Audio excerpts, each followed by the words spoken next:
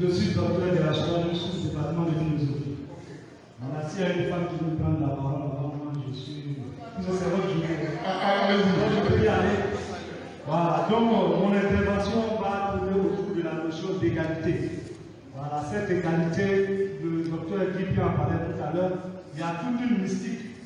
Voilà, et il y a le mythe, puisqu'il y a le mythe de la création. Je dis bien que c'est un mythe qui dit que la femme est issue de la faute de l'homme. Ce qu'on dit, c'est un mythe, c'est une histoire qui est racontée parce qu'il y a un but qu'on a envie d'atteindre.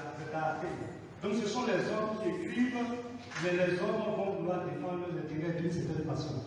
Mais si nous interrogeons ce qu'on appelle la cosmogonie Dogon avec Abateba, au niveau des chiffres, l'homme c'est le chiffre 3, mais la femme c'est le chiffre 4. Donc au niveau de la mystique même africaine, mais quand on ajoute le 3 au 4, c'est ce qui donne le 7. Et dans tous les autres mystiques, le 7 c'est le chiffre de la perfection. Donc si vous vous amusez à prendre le 3 sans intégrer le 7, vous n'avez pas à avoir d'évolution, que ce soit dans une église, que ce soit dans une antéchrist. Il faut que le 7 soit fondé sur le 4. La femme qui a plus de pouvoir logiquement que l'homme, mystiquement, et l'homme. Mais cela c'est quoi? C'est pour dire qu'en réalité la femme est la matrice.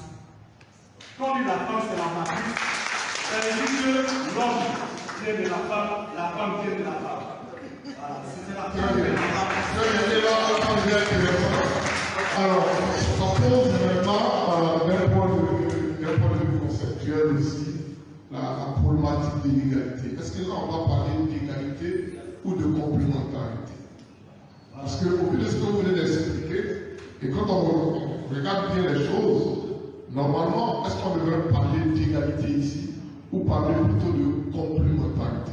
Je veux dire qu'il faut une complémentarité.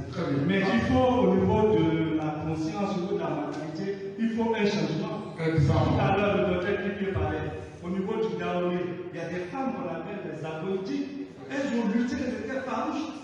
Voilà, mais qu'est-ce qui fait qu'il y a des réticences en tant que telles? C'est lié à cela. Au niveau de la Corée ou du Japon, quand tu invites une femme, si tu t'amuses à payer toute l'addition, elle risque de se lever même pour partir. Mais tout ça, c'est un travail psychologique qu'il faut faire. Il faut récupérer que la femme puisse être autonome. Si elle devient autonome, il y a des stéréotypes qui vont pouvoir. Je vous remercie.